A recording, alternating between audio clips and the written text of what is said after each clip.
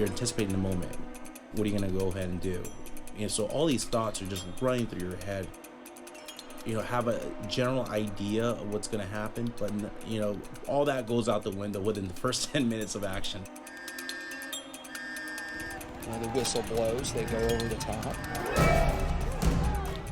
You know, before they're halfway to the German trenches, the Germans get out, they get in their machine gun bunkers, British come in view and rat-tat-tat-tat-tat-tat-tat.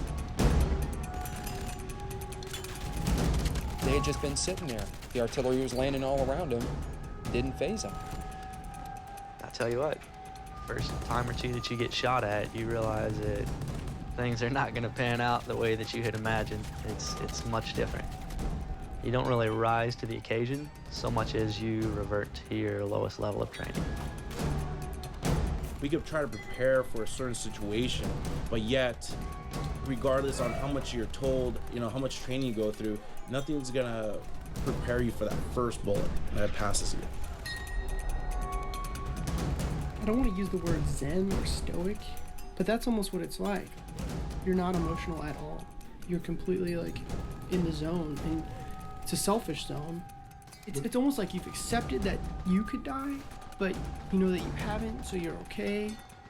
It's just a huge emotional distance. And as we crossed the field that was off to my right-hand side, we got opened up on by several dug-in machine guns. And I was just amazed at the volume of fire that was coming in.